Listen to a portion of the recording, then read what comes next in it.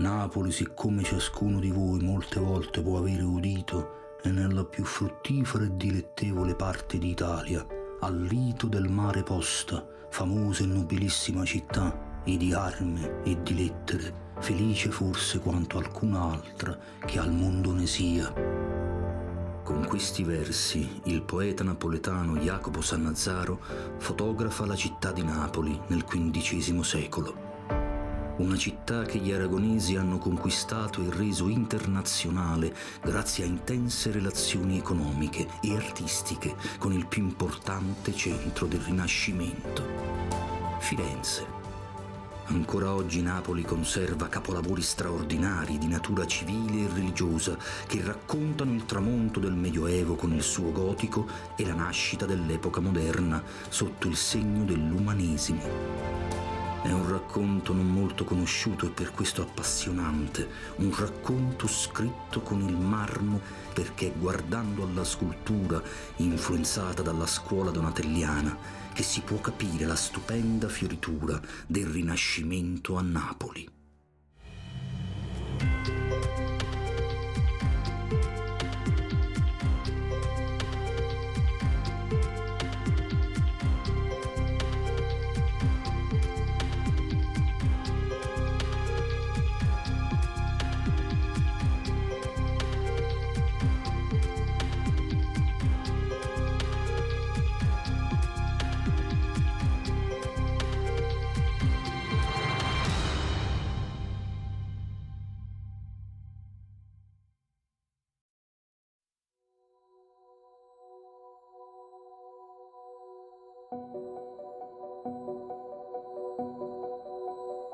«10 novembre 1441.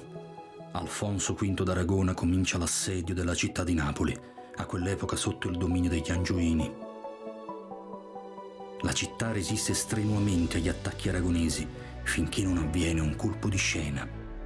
Un manutentore degli acquedotti di nome Aniello Ferraro chiede udienza al re aragonese e gli suggerisce la possibilità di introdursi in città attraverso un canale sotterraneo che sbuca in un pozzo vicino alla chiesa di Santa Sofia, proprio a casa di un sarto di nome Citiello.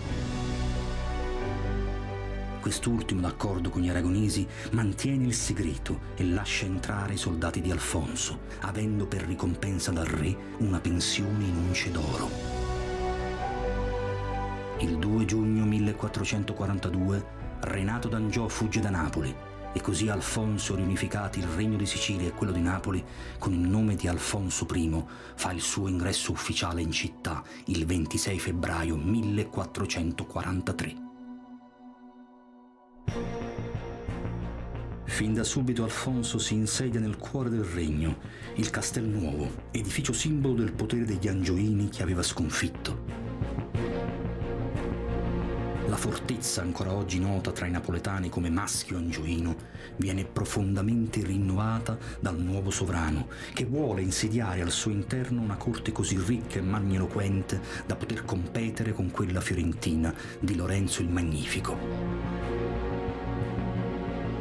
I lavori di restauro del castello vengono affidati all'architetto Guillem Sagrera, catalano originario di Maiorca, che potenzia il sistema difensivo e fa costruire le 5 torri rotonde che inglobano le precedenti quadrate. Il castello non perde la sua natura difensiva, ma nel 1453 Alfonso I commissiona una straordinaria opera decorativa per celebrare la sua grande vittoria sugli Angioini, avvenuta 10 anni prima. Nasce così l'arco di trionfo posto all'ingresso del Castelnuovo. Il portale monumentale diviene simbolo del potere aragonese, che a Napoli porta con sé anche un rinnovamento architettonico nel segno dei canoni del Rinascimento. Il primo progetto del portale, che si compone di 2 archi sovrapposti, si deve forse a Pisanello, esponente del gotico internazionale. Il progetto viene probabilmente modificato in chiave rinascimentale da Francesco Laurana, che è anche principale artefice delle decorazioni. I suoi interventi si possono ammirare nel trionfo regale, nei rilievi con l'ambasceria tunisina e con i trombettieri a cavallo. Il Laurana si incarica anche di organizzare il lavoro di un insieme di scultori di diversa provenienza, in particolare scultori di scuola donatelliana, tra cui spicca Domenico Gaggini. I lavori del portale durano quasi 30 anni e si concludono dopo la morte di Alfonso I, che non può vedere ultimato ciò che lui stesso aveva voluto.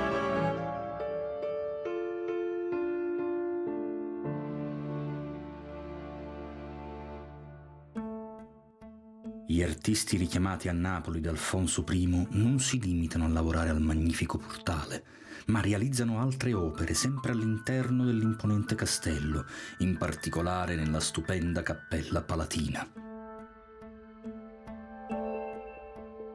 Anche questo spazio viene rinnovato dagli aragonesi, a cominciare dalla facciata che vede il portale marmoreo di Andrea dell'Aquila, realizzato alla metà del XV secolo, e il rosone sovrastante progettato nel 1470 dal catalano Matteo Forcimania.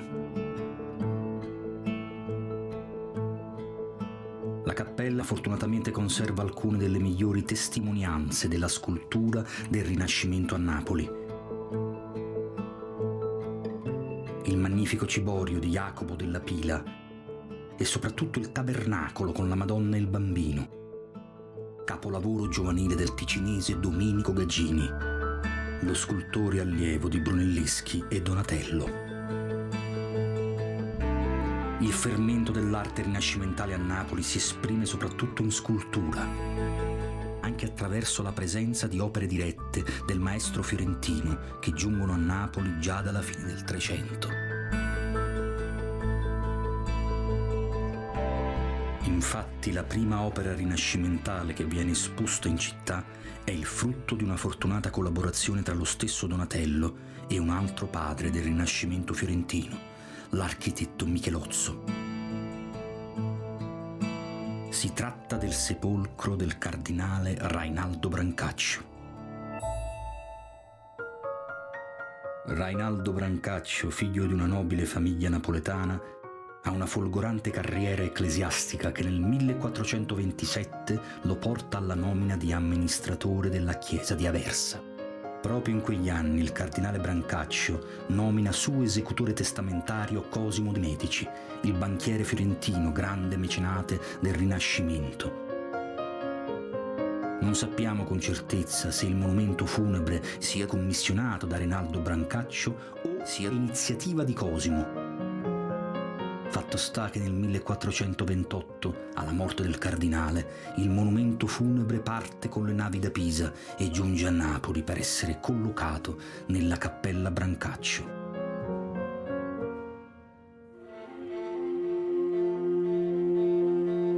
Sull'impianto tipicamente gotico del baldacchino, Michelozzo inserisce elementi rinascimentali come le colonne corinzie e le coppie di lesene, una sorta di finte colonne che sorreggono l'arco a tutto sesto. Dentro l'arco vi sono rilievi della Madonna col Bambino affiancati dai santi Michele e Giovanni Battista. Una morbida cortina copre appena i rilievi e scende morbidamente sorretta da due angeli che poggiano i piedi sulla tomba del cardinale Brancaccio, retta da tre statue che sono la personificazione delle virtù.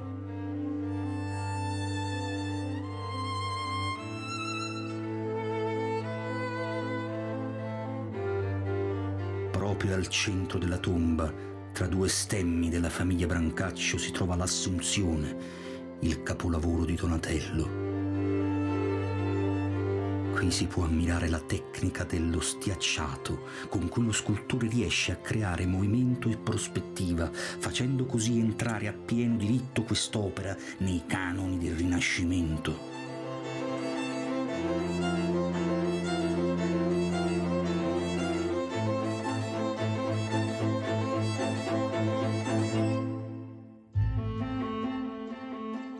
Il rapporto tra la corte medicea, fiorentina e gli aragonesi è molto intenso nella seconda metà del Quattrocento. Non è un caso, infatti, che su esplicita richiesta di Alfonso, duca di Calabria, figlio del re Ferrante I, Lorenzo il Magnifico invia a Napoli uno dei suoi più importanti architetti militari, Giuliano da Maiano, che deve mostrare le meraviglie tecniche e artistiche raggiunte alla corte dei Medici. In quel periodo Ferrante amplia il perimetro della città costruendo nuove mura. All'interno di questo vasto progetto, l'architetto fiorentino realizza a Napoli un piccolo capolavoro ingegneristico e artistico insieme: Porta Capuana. Giuliano da Maiano incastona tra due bastioni circolari che rappresentano onore e virtù un elegante arco di marmo bianco con decorazioni e altorilievi che si ispirano ai modelli classici romani. Un segno dell'eleganza e del rinnovamento nelle forme dell'arte rinascimentale che in quegli anni semina nella città partenopea numerosi capolavori.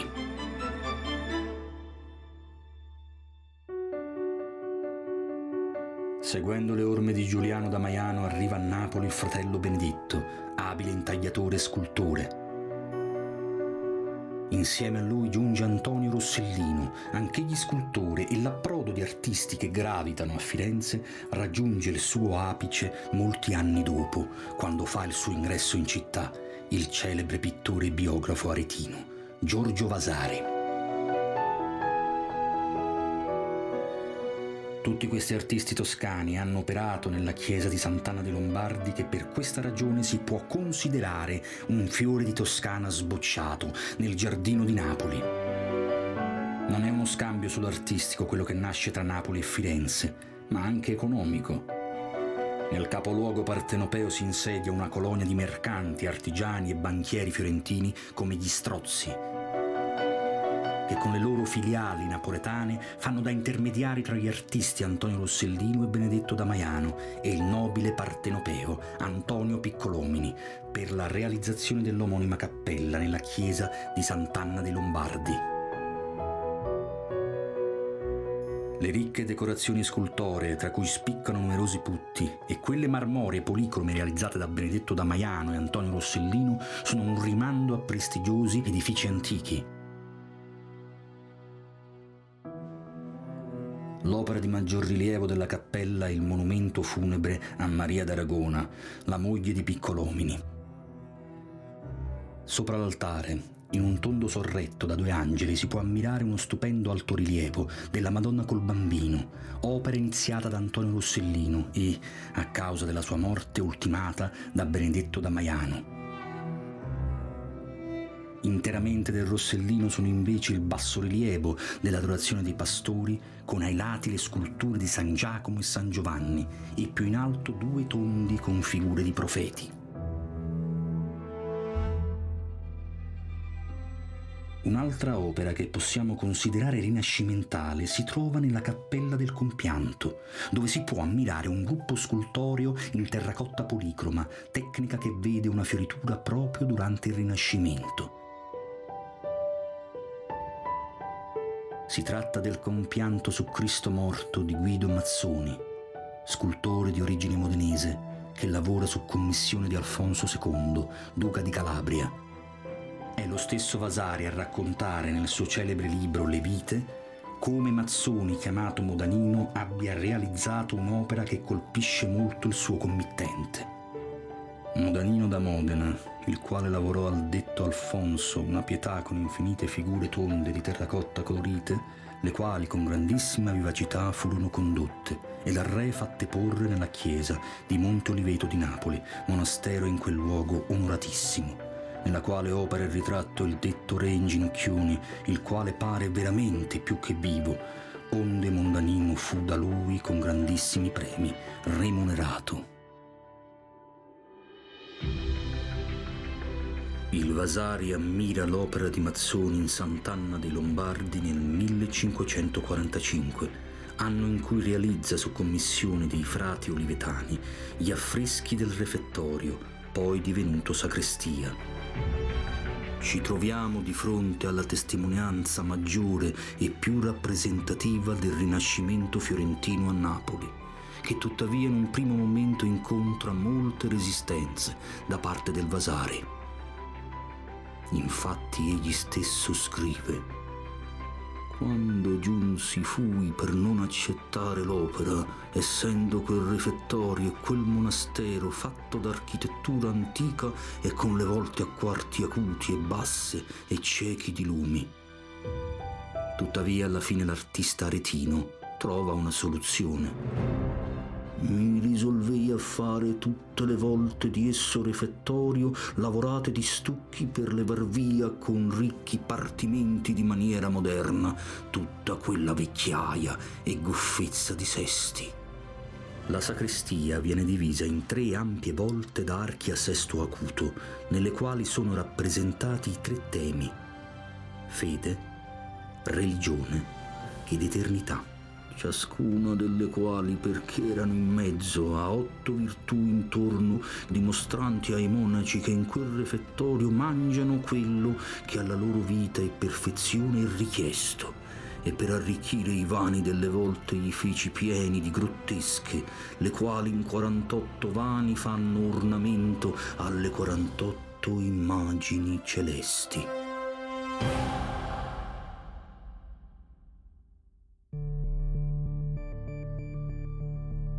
Seguendo sempre l'eccellente guida del Vasari, possiamo rintracciare nella chiesa di Sant'Anna dei Lombardi l'opera di un altro grande scultore. Non si tratta di un artista proveniente da Firenze o dal nord Italia, ma di un talento locale, Giovanni da Nola. Scrive il Vasari: «Di maniera che in Napoli, essendo tenuto per iscultore maraviglioso e di tutti il migliore Giovanni da Nola, che già vecchio infinitissime opere aveva lavorate per Napoli». Lo scultore campano realizza per Sant'Anna dei Lombardi la statua di San Giovanni Battista e le sue opere sono disseminate in molte chiese della città. Un esempio è l'altare della chiesa di San Lorenzo Maggiore. Nella parte superiore di questo splendido altare sono raffigurate dentro nicchie le statue dei santi Lorenzo, Antonio e Francesco. Sulla parte inferiore si trovano bassorilievi con scene dal martirio di San Lorenzo, San Francesco con il lupo di Gubbio e Sant'Antonio che parla ai pesci. Questi rilievi sono importantissimi sia dal punto di vista artistico che documentale. Infatti il da Nola ambienta gli episodi biblici sullo sfondo della città di Napoli, nel periodo rinascimentale.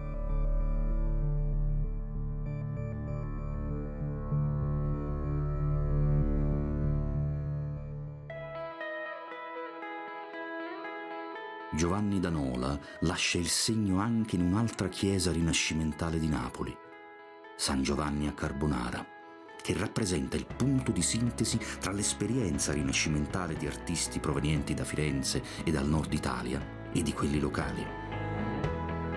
Le meravigliose opere d'arte presenti in questa chiesa testimoniano che 100 anni dopo l'arrivo a Napoli dell'Assunzione di Donatello, i valori del Rinascimento sono transitati anche agli artisti locali con risultati di grande rilievo. La chiesa vede al suo interno numerose cappelle di nobili e potenti famiglie.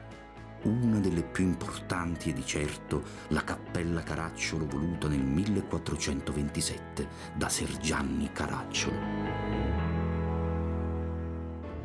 Ser Gianni, gran siniscalco del regno, era divenuto amante della regina Giovanna II, ma quest'ultima, stanca della fama di potere dell'uomo, nel 1432 organizza una congiura per ucciderlo. Mentre Ser Gianni dorme a Castel Capuano, Giovanna II lo manda a svegliare con la notizia di un suo malore.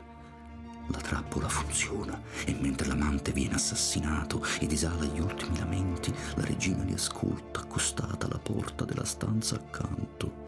Il corpo di Ser Gianni viene poi gettato nel cortile di Castel Capuano e successivamente portato da alcuni frati nella chiesa di San Giovanni a Carbonara, dove viene sepolto.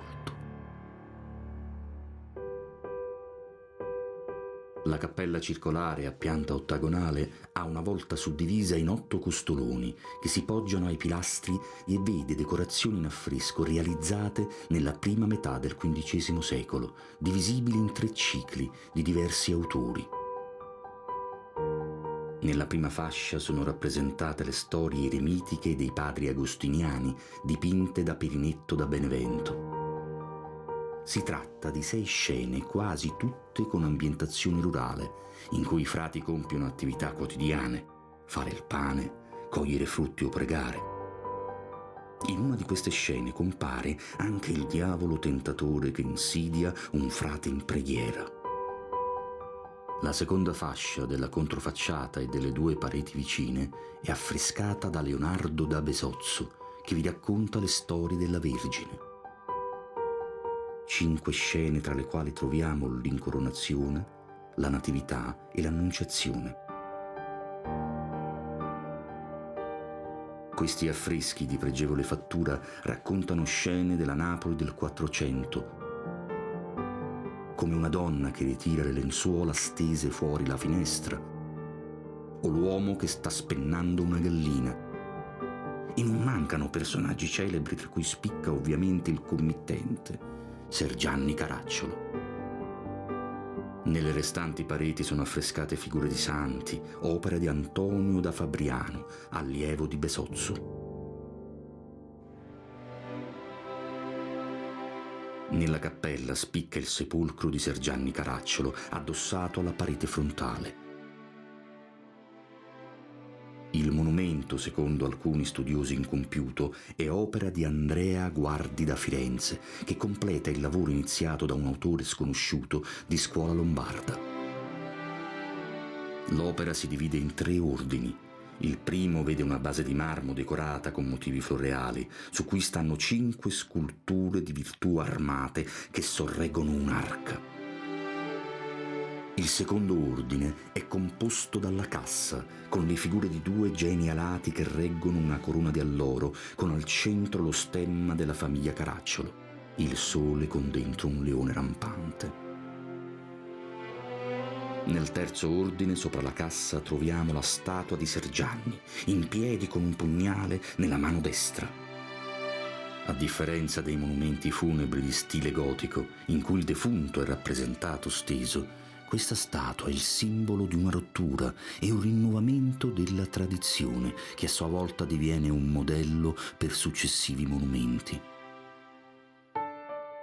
come quelli presenti in un'altra splendida cappella della chiesa di San Giovanni a Carbonara, la Cappella Caracciolo di Vico, voluta nel 1514 da Galeazzo Caracciolo di Vico, gran condottiero per la Corona d'Aragona.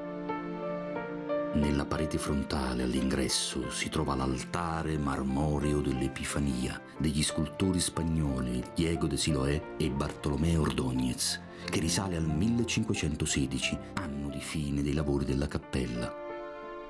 Ai lati dell'altare dell'Epifania si trovano i sepolcri di Galeazzo e Nicolantonio Caracciolo, entrambi opera di Annibale Caccavello con l'aiuto di Giovanni Domenico Dauria. Questi 2 monumenti sono collocati in grandi nicchie rivestite di marmo rosato che amplificano la visione prospettica, così come vuole la dottrina rinascimentale. Tornando alla navata della chiesa, al centro della controfacciata si trova il portale monumentale che dà accesso alla cappella somma. L'ambiente viene realizzato tra il 1557 e il 1566 su disegno di Giovanni Domenico Dauria e del Caccavello. La cappella è decorata sulla volta e sulle pareti con un ciclo di affreschi della seconda metà del Cinquecento di sconosciuto autore napoletano e raffigura le storie della passione di Cristo e profeti.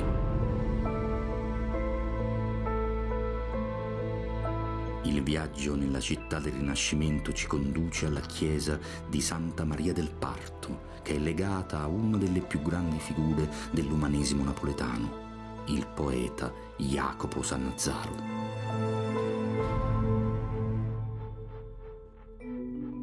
Quando Federico I di Napoli salì al trono del regno nel 1497, concesse a Jacopo Sannazzaro una pensione di 600 ducati e un terreno nella zona di Mergellina. Su questo terreno il poeta realizzò un progetto per la costruzione di 2 chiese sovrapposte, i cui lavori cominciarono nel 1504. La chiesa sottostante venne intitolata Santa Maria del Parto, nome che deriva da De Partu Virginis, una delle opere del Sannazaro, e divenne luogo di preghiera per tutte le donne incinte o per quelle che desideravano avere un figlio.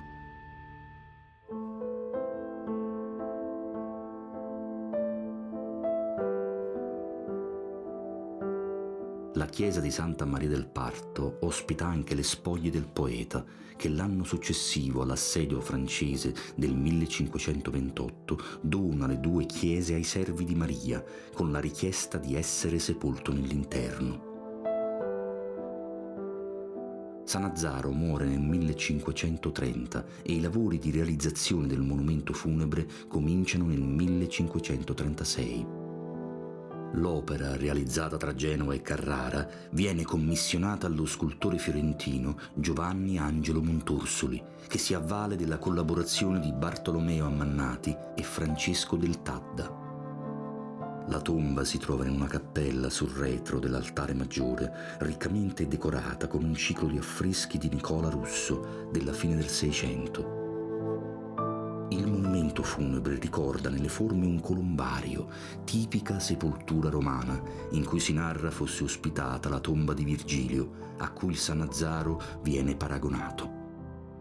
Il basamento è opera dei fratelli Pietro e Bartolomeo Ghetti, scultori di Carrara. Sulla parte superiore di quest'ultimo poggia al centro un bassorilievo nel quale sono scolpiti Marsia e Nettuno ed alcune muse.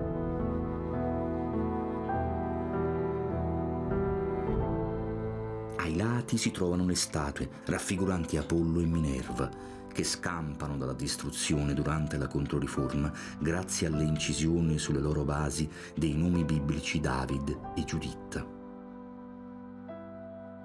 Sul basamento ai lati del bassorilievo si innalzano 2 colonne sulle quali è posta l'urna cineraria del poeta. Su di essa si può ammirare il busto di Sannazzaro ad opera del Montursoli.